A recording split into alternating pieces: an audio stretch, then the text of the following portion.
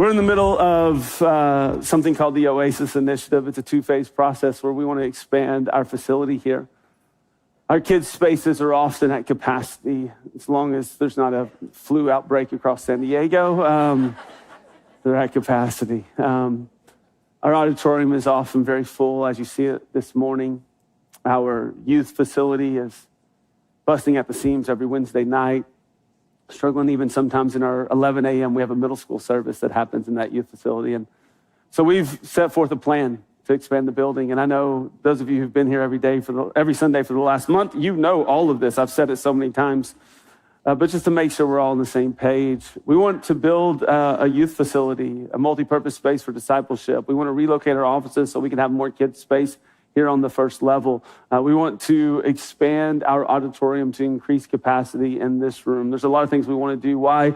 Because we believe God is moving, and we want to steward well the move of God that's happening in this time, in this region, in our church. And so we have a goal. We have a goal to be able to start phase one. Phase one is our youth building, our discipleship space. It's the structure on the north side of our building here. And our goal is to start that, and we are praying that we can start it soon. So what we want to do is we're going to borrow $2 million to be able to help build it, but we're hoping to raise the other $2.5 million on top of what we've already set aside for it, which is a little over $500,000. So we want to raise over the next 3 years $2.5 million. And you might hear that number and you might go, "Easy, Pastor, what are you stressed about?" I'm glad you feel that way. And some of you might hear that number and it might sound so large. You think to yourself, how in the world is it even possible? I would encourage you, as a reminder, I've said this every week, you can't give what you don't have. And so if you're in this room and you're like, I don't know how that's even possible, you can't give what you don't have. No stress. But what we can do is we can prayerfully go to God and go, "God, what would you have me give?" And so next Sunday is what we're calling our First Fruits and Commitment Sunday. And when you leave today, for those who call Rice City Church home, when you leave today, you're going to be able to get one of these commitment cards. I think they're going to put a graphic of it up on the screen. There it is. It's a lot of information. All you need to know is we just ask you take it with you this week. And in that, you can see it says my first fruits gift. And then it says I plan to give over the next 36 months. And then the total commitment is those two numbers added together equals the blue line. You can use the calculator app on your phone if math isn't your strong suit. I'm just playing. But you can use it if you want to. It's totally fine. But next week, what we're asking everyone to do is go away this week, as you've already been praying, and many of you have probably already decided, go away this week and pray about what God would have you give, what God could give through you. And whatever that first fruit gift is what's brought next week. That's going to accelerate this project in hopes that we'll be able to break ground sooner. And then the commitment over 36 months is that second line. If you're in this room, you're like, I don't know that I want to give. You don't have to give. There's no pressure for anyone to give. But if God is leading you and you love what is happening here at the church and you want to continue to see us steward well what God is doing, and you feel like you're at a place where you can give, we invite you to participate. And some people will fill this out, and you might write $100 on that first fruit gift, and you might write $300 over the next 36 months for a total of $400, which is fine if that's what God has for you. Some of you might fill it out, and you might $10,000 in that first fruits gift, and $30,000 over the next 3 years for $40,000. Whatever it is, it's whatever God placed on your heart. And so there's no extra pressure for you to give. There's no amount we're asking anyone to step up to as a number. What we're asking everyone to do is to do what you can as God leads you. We've already had people step up, which is pretty incredible. On our very first week, we had someone give a significant gift. We had another significant gift come in the second week. And we had our first commitment come in just a couple weeks ago. And some of those have been, we've had a couple $100 gifts, a couple $1,000 gifts. We had one commitment come in at $100,000 over the next 3 years, which is really exciting. It's really exciting. Every single one of those is really exciting. Why? Because God spoke to someone about the resources they had available to them, and they felt so led to contribute towards the thing that God is doing. And so before we even get to next week, I just want to say thank you for prayerfully considering it. And next week when you come, have it already filled out. Don't walk in the room like, I'll figure it out when I get there. talk with your spouse if you're married about it.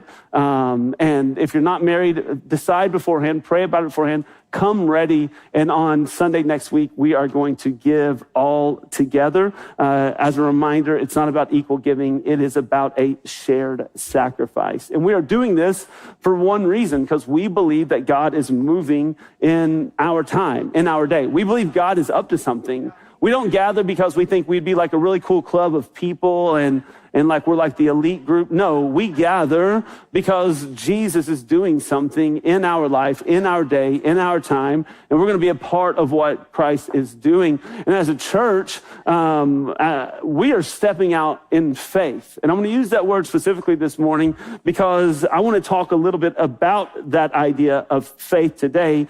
We're stepping out in faith because we believe God is doing something. We're doing this because of what we believe to be true about the God we serve. And it's not just how we should function as a church. It's actually how Christ has called us to function and live and exist as believers. The Bible has a lot to say about faith. It comes up a whole lot in the text, but Hebrews 11 is probably one of the most famous passages of Scripture in regards to faith. And there's a scripture in there found in Hebrews 11, verse 6, that says this, and that's just strong. This is how important faith is to God. It says, "It is impossible to please God without faith.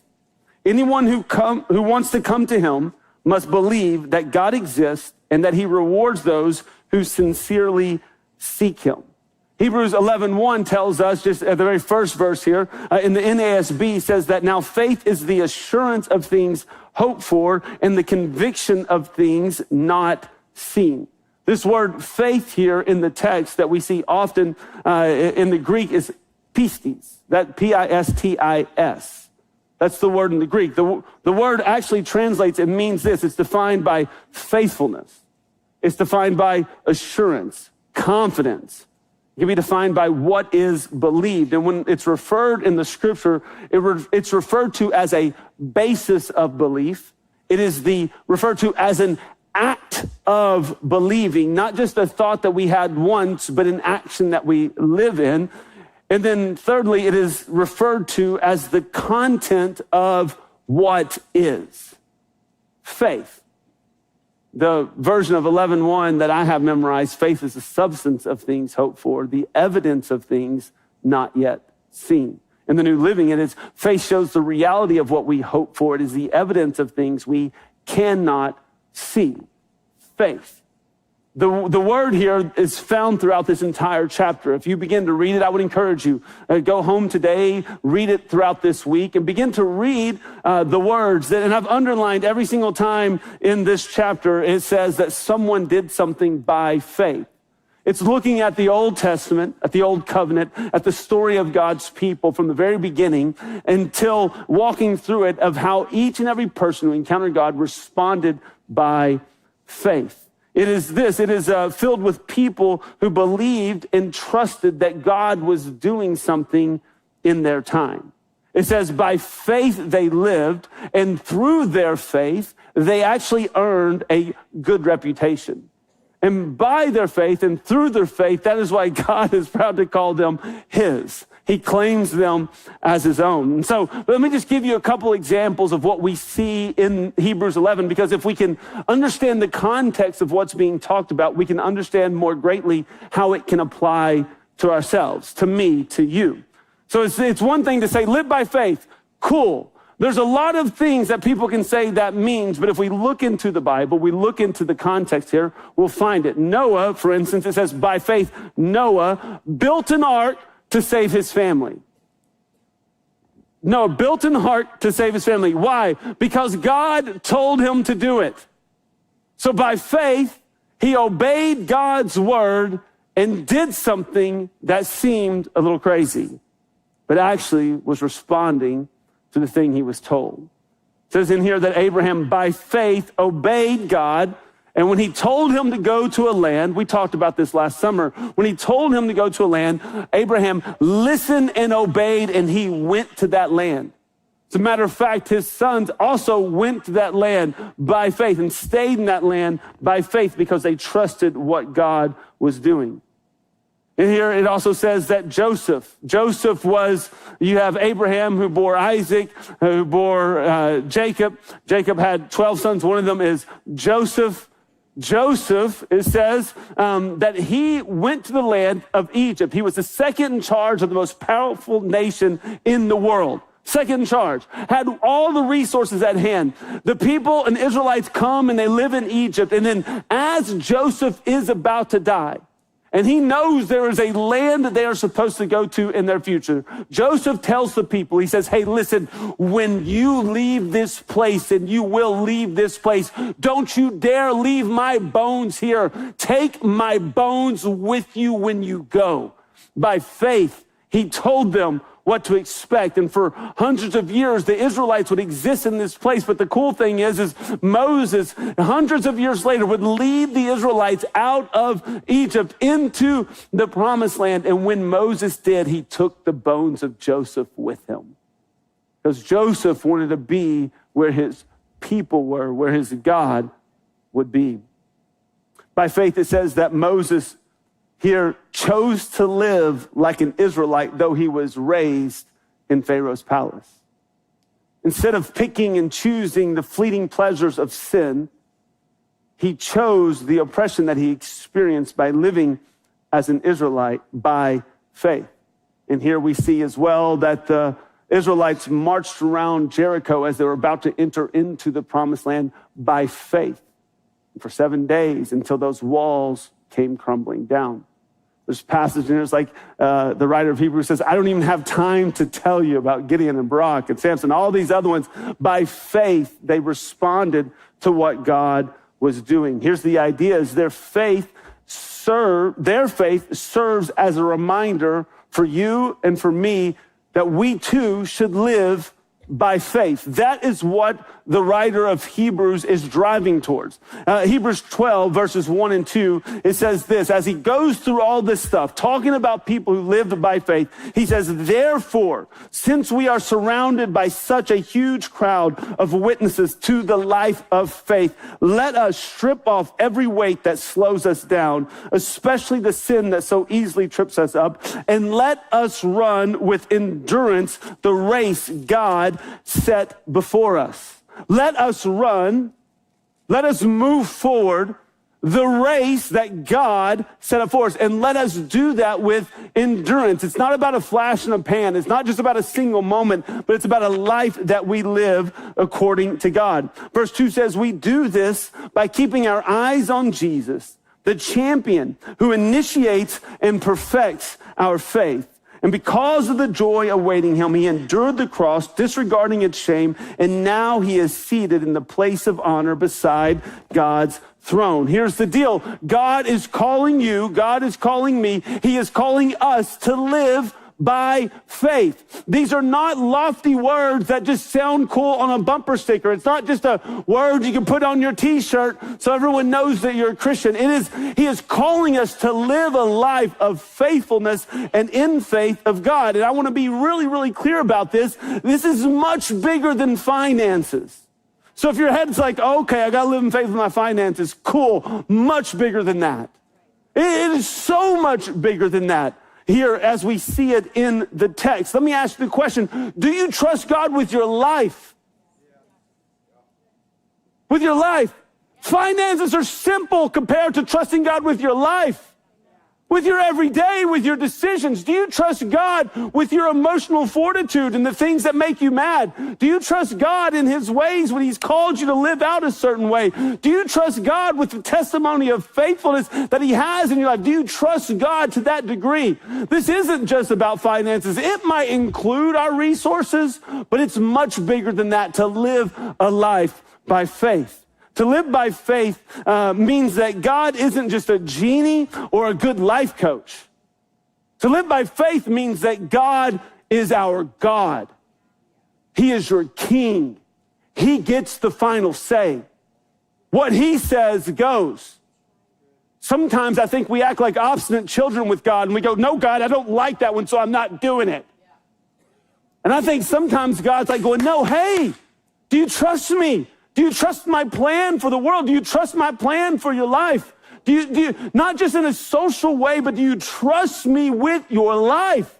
And if he is our God and he is our King, then we must trust him and live by faith. Because here's the thing, sometimes his ways don't make sense.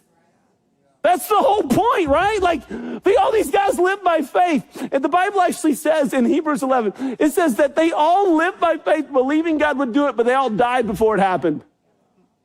And some of us don't like that. We're like, no, God, you got to finish the work right now. Right now today. And if it's not done in 2 minutes and 30 seconds, the time on my microwave, then I don't care about it. I saw someone post the other day that you could put a cup of water in the microwave with pizza and it would make it better. And I thought, what is wrong with you? Why are you putting your pizza in the microwave? Sorry, I was like, this is not a life hack. This is bad decisions. Put it in the oven. It takes a couple minutes. It'll be fine. God's not a genie. He's not a life coach. God is calling us to trust him completely. And so if we're going to live by faith, there's a couple things I think we need to know about faith. One is this: faith helps us see beyond our current realities. Faith helps us to see beyond what we can see. Noah builds an ark and there is no rain.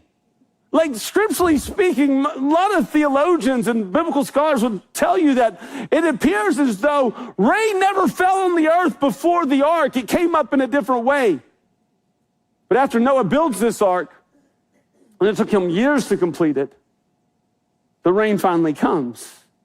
Abraham was told that you will have descendants more numerous than the sand on the seashore, but he had 0 children. Like, he couldn't, what he was told he could see, he couldn't see. It wasn't before him. They lived by faith. Faith helps us to see beyond our current reality. Let me ask you a question. Can you trust God when he calls you to something that you can't see yet? Do you trust God when he calls you to something that's not just obvious right in front of you? 10 years ago, the church I was a part of did a similar kind of offering to what we're doing. Similar, not the same. And Megan and I were really excited about it. And we really wanted to be a part of it. And we were broke. Anyone ever been broke before? Yeah, a few of us, okay. This is how broke I was. My mortgage was $812, and it went up to $832, and I called the bank and asked if we could keep it at the $812 because I don't know if I could afford the extra $20. Now, some of you are like, you're lying right now, man. You do not walk uphill both directions to school barefoot in the snow. It's like that story, $800 for a mortgage. Sounds like it was like 1947, right? North Carolina in 2015. I don't know what to tell you. And so we were struggle busing financially, but we wanted to be a part of it. And so maybe like some of you guys have already done, like we looked at our budget, we looked at our finance, and we're like, well, what can we do? You know, it was a long time. We never even had cable at our house and no streaming services. People were like, when did you start getting like streaming music, like Apple Music, Spotify? Now, I was like 5-6 years ago, and they're like, what, you weren't streaming? Like, what? What was wrong with you? I was like, I couldn't afford it, man. I had some other priorities. It is what it was. And, but we wanted to give, so we figured out some things and we were able to give, but honestly, we wanted to give more, but we had no resource to give more until God sort of worked this really cool thing out. So because we didn't have a lot of money, we owned the house, we bought it foreclosed, and there was a spot in the kitchen, like this little kitchen had like an eat-in kitchen area. You know, you put a little table there. The problem is the table that we had did not fit in that space. And so Megan wanted a new table.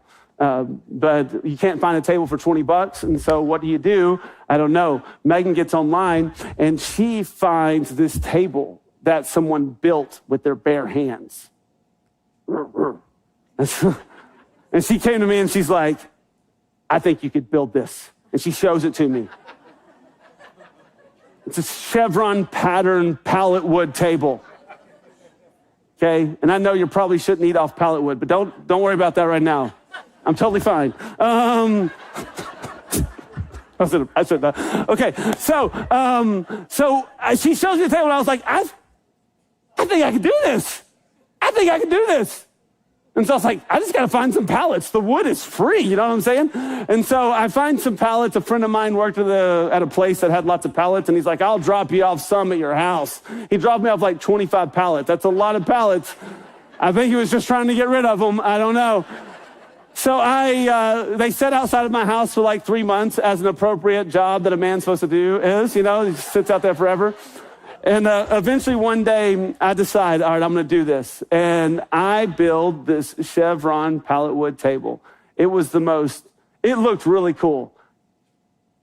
Just don't look at the details too much. It wasn't square. I had like one tool I borrowed from a friend and like a hand screwdriver. It was bad. It was a little off, but it looked really cool. And everybody who saw it would come to me and they would go, Bobby, you should make these and sell them. People will buy them.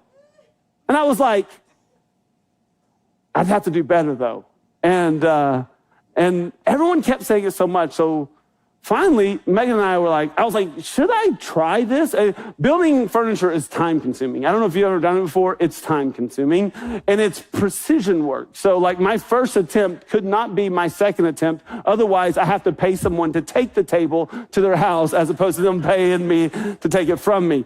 And so I talked to Megan about it, how much time it would take. And I didn't know what to sell it for, none of that stuff. But we were like, you know what? Let's give it a try. But we made a decision as we were praying about, talking about it, that here's what we're going to do. God, I'm going to try this. And every table I sell, I'm going to tithe off the sell price, not off the profit. What that means, if I sold a table for $500, but it cost me $200 to build, I'm not going to tithe $30. I'm going to tithe $50 because I sold it for $500. The second thing is I said, we want to give more to this offering, so we're going to give a large chunk of it to the offering as well. And the third thing I said was everything a reasonable, responsible man would say, and maybe we'll buy a few tools in the process. So we'll just take care of all these things all together. And so I built this Etsy shop out, created a little logo on Photoshop. It was super cool, and threw it out there. A couple months later, someone orders a table. Now I'm in trouble. Now it's like hitting real life. And so I built it and everything, and it went cool. And then the next thing I know, like the months went by, the years went by. And after 2 or 3 years, I ended up shipping out furniture to 5 to 6 different states in the U.S. And I sold a pretty good chunk of furniture. I had a little wood shop in the garage. It was pretty awesome. What's really cool about it is not only was I able to do all that, and it was really great for our family, but we were actually able to give thousands of dollars that we would have never been able to give otherwise.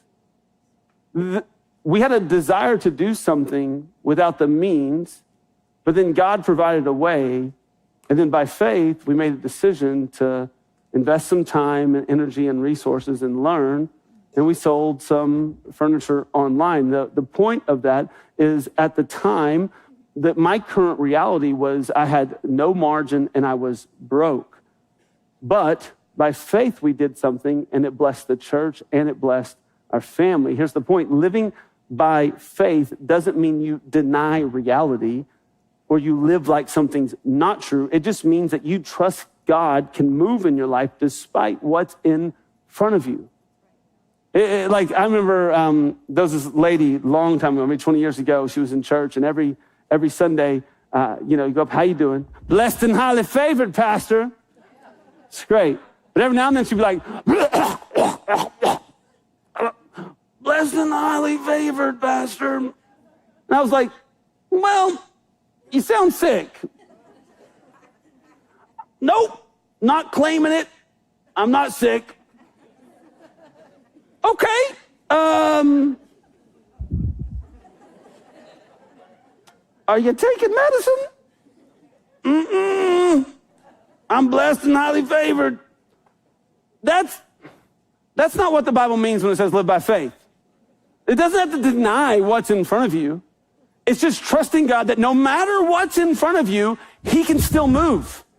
That's what it means to live by faith. It's going, hey, yeah, look, it looks bleak. I can see that it looks bleak. But you know what? God is still in control. God is still moving. I can still trust God with my life. So let me ask you a question before I move on here. Where is God calling you to trust him even though you can't see the full picture yet? And I believe there might be some spots in your life. I believe when we go back into worship at the end of our service, I believe that's something that some of you need to deal with God today. The areas of your life that he is calling you to trust him, but you haven't done it yet. You can by faith. The next thing here is faith is not just what we say we believe. Faith is what we build our lives on. I'll say it another way. What we truly believe always shows up in what we do. What we truly believe always shows up in what we do. In Matthew 25, 14 through 30, I'm not going to read the verses, but Jesus is telling a parable. The parable is known as a parable of talent. In this story, there is a master, there's a man who is in charge, and he has 3 servants. The master is about to go away on a long journey. And so he leaves what he has with the servants to steward and take care of it. So he gives one guy, the first guy, he gives him 5 talents of silver, or other translations say 5 bags of silver. The second guy, he gives him 2 talents or 2 bags of silver. And the third guy, he gives him 1 talent or 1 bag of silver. Now, I want to be clear on what that's equivalent of. That bag of silver, that talent of silver is the equivalent of 6,000 days' wages. So is 1 talent small? Nah.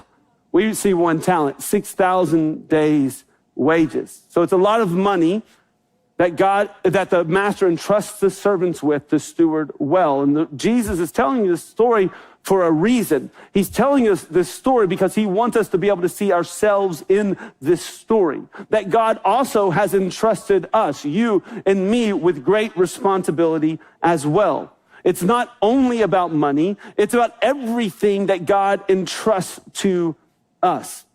Our lives, our gifts, our opportunities, our resources, everything that God has entrusted to us. So if you're living on this earth and you're serving God, it's important for you to know he has purpose. He has given you gifts and responsibilities to steward well. And so here's this servant, Jesus telling the story. He goes away for a long time and finally he comes back. Maybe you've heard it before. If not, notate it down in your notes, Matthew 25, and you can read it yourself. He goes away and he comes back. And the first guy who was given 5 talents, he steps out of the place and he walks up and he goes, well, you gave me 5 and I earned 5 more. Second guy, similar story. He goes, well, I started with 2. But while you've been gone, I earned 2 more. Here's your 4 talents back. So guy 1 started with 5, ended with 10. Guy 2 started with 2, ended with 4. And the master says the exact same thing to both of these guys. This is what he says. Well done, my good and faithful servant. You have been faithful in handling this small amount, so now I will give you many more responsibilities. Let's celebrate together. Well done, my good and faithful servant. And then guy 3 comes in. Guy 3 walks in. It's 1 talent of silver. And he goes, I knew you to be a harsh man. You often reaped where you didn't plant. You cultivated where you didn't sow. So I was afraid. So I dug a hole in the earth and I put your money down in that hole. And I heard you were coming back, so I went and I dug that money up. And look, here's that 1 talent of silver you gave me. I'm giving it back. And the master, Jesus is telling the story, looks at this man and he tells him this. He says, you are a wicked and lazy servant. Cast him out into utter darkness where there's weeping and gnashing of teeth. The language there should sound familiar. The implication that Jesus is saying here is this is not some small issue. This is a significant one. This man, he says, you could have at least put it in with the bank and earned some interest on it, but you just dug a hole and hid it in the ground. Why did he hide the money in the ground? Well, it actually tells us in the scripture why he did. He did that because what he believed to be true. He says, I knew you were a harsh man. The first guy didn't say that. The second guy didn't say that. But the third guy most certainly did. And here's the point. What we believe to be true about God will determine how we live for God. What you believe to be true about God will determine how you live for him. If you think he is angry and vindictive, it will determine how you live for him. If you think he is generous, kind, and loving, it will determine how you live for him. If you think he is holy, yet merciful and gracious, it will determine how you live for him. What you believe about God is actually so important because that is the thing that will drive you to the way you live for him. And he is driving us to a place where we are to live by faith. What we believe to be true about God is actually really important. And to clarify, this is why we're starting with students first. Let me share with you some bleak statistics. In San Diego, 17% of our population are teenagers. So let's just start with that. But from that group of people, studies say that that 40% have reported needing help for emotional and mental health problems.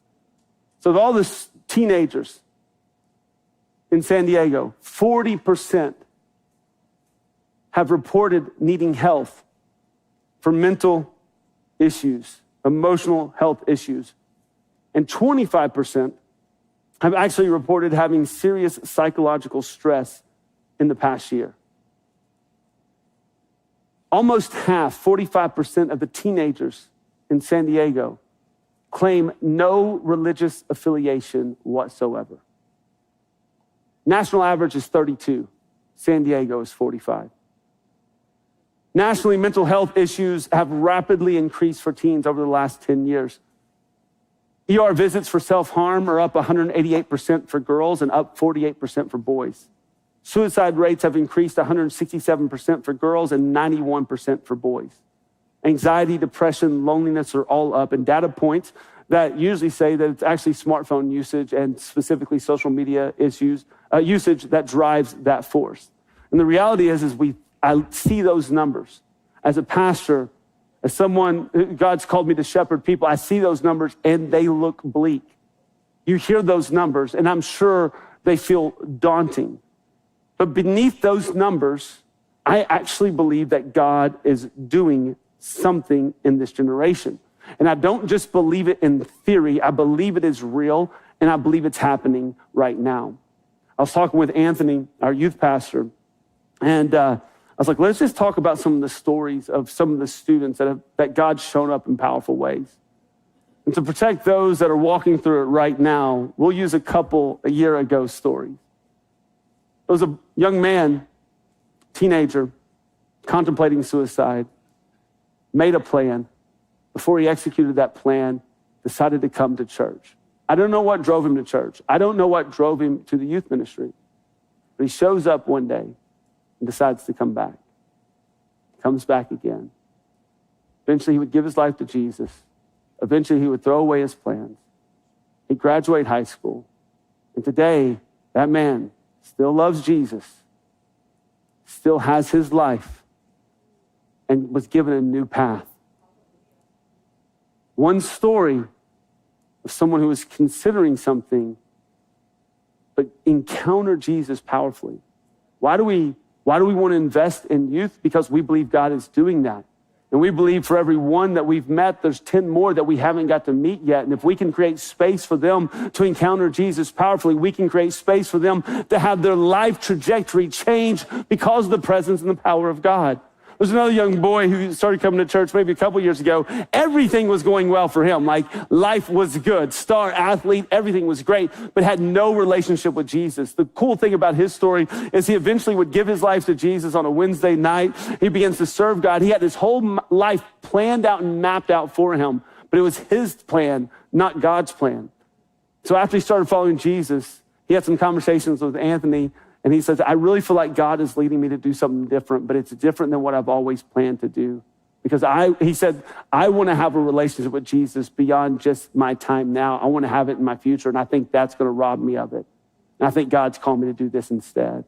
And he took his entire plan that he had always had, that he had mapped out, and it looked like perfection, and he changed it in trust that God had something different for him. Why are we starting with youth stuff? Why are we starting with kid stuff? Because yes, the stats are bleak, but God is moving in this generation. I think about my own life. 16-year-old kid, father commits suicide. Life's a wreck. None of it's good. I showed up to a youth group on a Wednesday night. I had toyed around with church before that. Little church in town, big church in town, actually. And I would sit there. It was the cool church to go to. I was trying to be with the cool kids. Eventually, I found myself in a youth ministry. A youth ministry that prioritized the worship of God and living for God faithfully. That youth ministry took me on a youth conference trip, December 31st, 1999. Some of you know that date already because I say it often. It's a big date for me. It's probably actually the most important date in my life. Everything I have in my life stems back to that moment. But that was the day I gave my life to Jesus. Because a few months prior, I stumbled into a youth ministry that honored and loved him well. Because about a year before that, maybe 6 months before that, my family fell apart. Life that was a wreck. Teenagers are in the process of making decisions. What if we created a space where they can encounter Jesus and he can guide them in their decisions? Because the only source of life is him. Here's the deal, like stats and numbers and cultural issues, they don't get to determine the future of someone's life. They're not the deciding factor. By faith, God is doing something right here and right now in this generation. And their life does not have to look bleak. Their life does not have to look small. Their life doesn't have to be aimless and wandering around. Their life can be full of purpose when they encounter the living God who is for them and with them. That's why we're doing this. He's for you too. There's some people in the room you've allowed certain things to decide your current existence. And I'm not just talking to the non-Christians in the room. You're in this room and you've let some things decide who you're going to be and what you're going to do. And I think God's calling you to live by faith today. I told you already, we're going to spend some time in worship. Do me a favor, stand up to your feet. I'm going to ask you to do two things during this time of worship. One is for the believer. If you're here today and you're following Jesus, maybe you need to push into your faith just a little bit. Push into your trust. What are the areas of your life that you have yet to trust God with? Maybe this time is a time of surrender for you. And the other group that I would encourage you is if you're not yet a believer, if you don't follow Jesus, he is the only source of life. There is none other but him. There's no other way. There's no other strategy. There is no other theme. Jesus is the only way. And friend, during our time of worship today, if you're not yet a follower of Jesus, I want to encourage you. Today, what if you made February 15th, 2026, the day you gave your life to Jesus? The day your life turned around. The day you met your Creator, your God, and your King. The day you surrendered fully and completely to the one that came to give you life. So during our time of worship, I actually want you to wrestle with that question. And maybe today, if you're far away from Jesus, today you can give your life to him. And during our time of worship, all you need to do is just tell him, say, God, I'm a sinner. I fall short. I've made some mistakes. You tell him I've lived life on my own, in my own way, with my own desires. And you tell him, but from this point forward, I no longer live for me, I live for you. From this point forward, I accept Jesus as my King, Jesus as my Savior. And his grace is sufficient for you. So during our time of worship, if you're far from Jesus, today, what if you gave your life to him? Across this room, maybe we can lift our hands as a sign of worship. Let me pray. Jesus, I thank you that you're here. I thank you that you're present. I thank you that you are with us.